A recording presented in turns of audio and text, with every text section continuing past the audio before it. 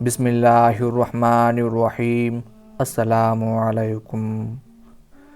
حضور اقدس صلی اللہ علیہ وآلہ وسلم کے معجزات میں سے ایک یہ بھی ہے کہ آپ جو دعا فرماتے وہ بارگاہ رب العزت میں قبول ہو جاتی۔ یہ باب نہایت وسیع ہے، صرف چند مثالیں درج کی جاتی ہیں۔ حضرت انس بن مالک رضی اللہ تعالی عنہ کی ماں نے حضور صلی اللہ علیہ وآلہ وسلم کی خدمت میں عرض کی، یا رسول اللہ صلی اللہ علیہ وآلہ وسلم، انس آپ کا ادنا خادم ہے، اس کے حق میں دعائے خیر فرمائیں۔ پس آپ نے یوں دعا فرمائی، یا اللہ تو اس کا مال و اولاد زیادہ کر اور جو نعمت تو نے اسے دی ہے اس میں برکت دے۔ ایک روایت یہ بھی ہے کہ تو اس کی عمر زیادہ کر اور بہشت میں میرا رفیق بنا۔ یہ دعا ایسی قبول ہوئی کہ حضرت انس رضی اللہ تعالی عنہ کے باغ میں کھجوروں کے درخت سال میں 2 دفعہ پھل دیتے۔ ان کی اولاد 100 سے زیادہ تھی، تقریباً 100 برس کی عمر پائی۔ اخیر عمر میں فرمایا کرتے تھے کہ مجھے امید ہے کہ حسب دعائے رسول اللہ صلی اللہ علیہ وآلہ وسلم میں بہشت میں آپ کا رفیق بھی ہوں گا۔ اسی طرح حضور صلی اللہ علیہ وآلہ وسلم نے حضرت عبد الرحمن بن عوف رضی اللہ تعالی عنہ کے حق میں دعا فرمائی تھی کہ اللہ تجھے برکت دے۔ اس دعا کی برکت سے اللہ تعالی نے حضرت عبد الرحمن رضی اللہ تعالی عنہ کو تجارت میں اس قدر نفع دیا کہ جب 31 ہجری میں انہوں نے وفات پائی تو ان کے ترکہ کا سونا کلہاڑیوں سے کھودا گیا، یہاں تک کہ کثرت کام سے ہاتھ زخمی ہو گئے، اور ان کی 4 بیویوں میں سے ہر ایک کو 80,000 دینار ملے۔ انہوں نے وصیت کی تھی کہ 1000 گھوڑے اور 50,000 دینار فی سبیل اللہ خیرات کر دیے جائیں۔ یہ تمام علاوہ ان صدقات کے تھا جو انہوں نے اپنی زندگی میں کیے تھے۔ چنانچہ ایک روز 30 غلام آزاد کیے، ایک مرتبہ 700 اونٹوں کا کارواں مال و اسباب سمیت صدقہ کر دیا۔ اسی طرح ایک دفعہ اپنا آدھا مال اللہ کی راہ میں دے دیا، پھر 40,000 دینار، پھر 500 گھوڑے، پھر 500 اونٹ اللہ کی راہ میں صدقہ کیے۔ جنگ احد میں حضرت سعد بن ابی وقاص رضی اللہ تعالی عنہ حضور صلی اللہ علیہ وآلہ وسلم کے آگے بیٹھے ہوئے تیر چلا رہے تھے اور یوں کہہ رہے تھے، یا اللہ یہ تیرا تیر ہے، اس سے تو اپنے دشمن کو ہلاک کر۔ اور حضور صلی اللہ علیہ وآلہ وسلم فرما رہے تھے، یا اللہ اس کا نشانہ درست کر دے اور اس کی دعا قبول کر لے۔ آپ کی دعا سے حضرت سعد رضی اللہ تعالی عنہ مستجاب الدعوات بن گئے، جو دعا کرتے قبول ہو جاتی اور جو تیر پھینکتے وہ کبھی خطا نہ کرتا۔ حضرت عبداللہ بن عباس رضی اللہ تعالی عنہ کے حق میں حضور صلی اللہ علیہ وآلہ وسلم نے دعا کی تھی کہ یا اللہ اس کو دین میں فقیہ بنا دے۔ اس دعا کی برکت سے حضرت ابن عباس رئیس المفسرین اور حبر الامت بن گئے۔ ایک روز آپ صلی اللہ علیہ وآلہ وسلم نے فرمایا کہ جو شخص میری اس دعا کے تمام ہونے تک اپنا کپڑا بچھائے رکھے گا وہ میری احادیث میں سے کبھی کچھ نہ بھولے گا۔ حضرت ابو ہریرہ رضی اللہ تعالی عنہ بیان کرتے ہیں کہ میرے پاس ایک کملی کے سوا کوئی کپڑا نہ تھا، میں نے کملی ہی بچھا دی، یہاں تک کہ آپ صلی اللہ علیہ وآلہ وسلم نے اپنی دعا تمام کی، پھر میں نے اپنی کملی لپیٹ کر اپنے سینے سے لگا دی۔ قسم ہے اس ذات کی جس نے آپ صلی اللہ علیہ وآلہ وسلم کو حق دے کر بھیجا ہے کہ میں آپ کی احادیث کو آج تک نہیں بھولا۔ جب حضرت طفیل بن عمرو دوسی رضی اللہ تعالی عنہ حضور صلی اللہ علیہ وآلہ وسلم کے دست مبارک پر اسلام لائے تو انہوں نے یوں عرض کیا، یا رسول اللہ میری قوم میری اطاعت کرتی ہے، میں اس کے پاس جاتا ہوں اور اس کو دعوت اسلام دیتا ہوں، آپ میرے لیے دعا فرمائیں، میرے لیے دعوت کا کام آسان ہو جائے اور یہ کہ اللہ مجھے کوئی نشانی عطا فرما دیں۔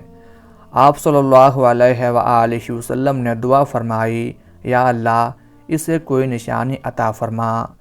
حضرت طفیل بن عمرو رضی اللہ تعالی عنہ رسول اللہ صلی اللہ علیہ وآلہ وسلم کی دعا لے کر وطن کی طرف روانہ ہوئے۔ طویل سفر کے بعد اپنی بستی کے قریب پہنچے تو سورج غروب ہو چکا تھا۔ ساری وادی اندھیرے میں ڈوب چکی تھی۔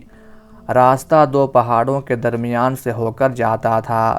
زبردست اندھیرے میں نیچے جانا بہت مشکل کام تھا۔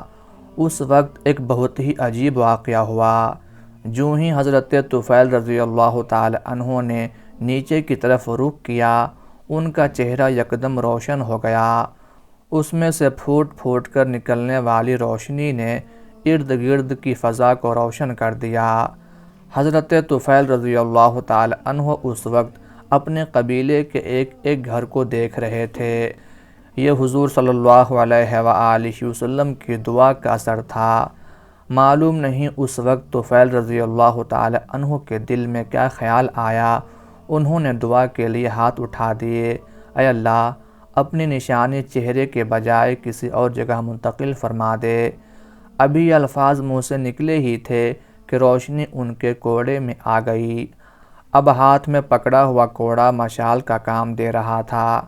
یہ وہ نشانی تھی جس کی وجہ سے وہ ذو النور یعنی نور والے مشہور ہوئے۔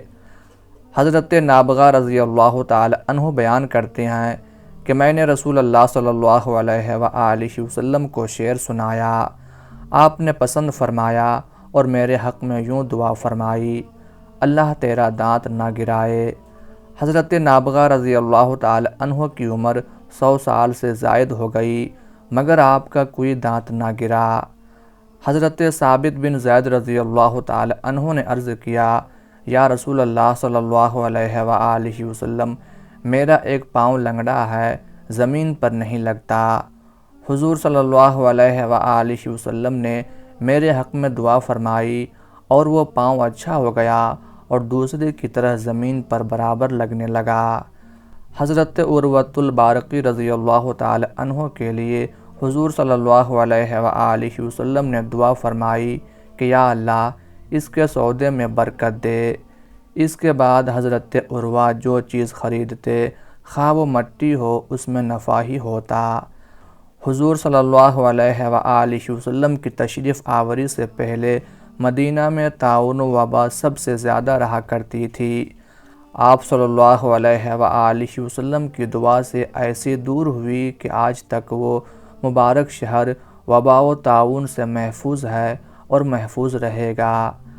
جب قریش نے ایمان لانے سے انکار کر دیا تو حضور صلی اللہ علیہ وآلہ وسلم نے دعا فرمائی، یا اللہ ان پر حضرت یوسف علیہ السلام کے 7 سالوں کی طرح 7 سال قحط لا۔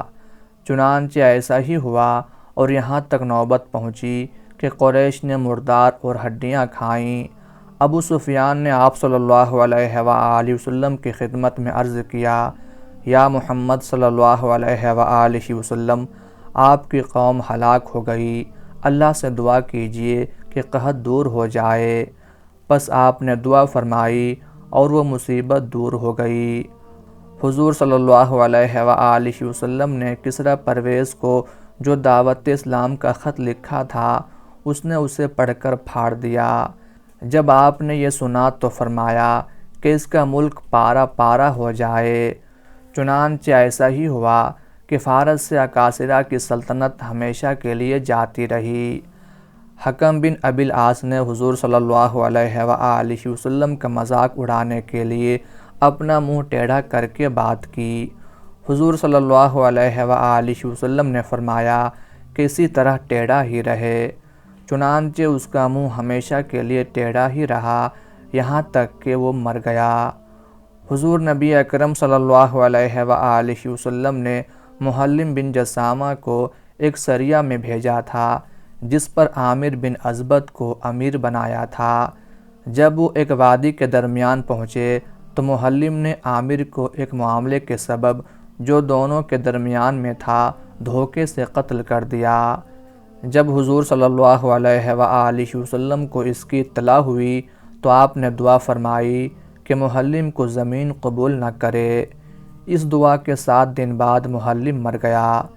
جب اس کو دفن کیا گیا تو زمین نے اس کو پھینک دیا۔ اسی طرح کئی دفعہ کیا گیا مگر زمین نے قبول نہ کیا۔ آخر کار اس کو ایک غار میں پھینک دیا گیا اور پتھروں کی ایک دیوار اس پر بنا دی گئی۔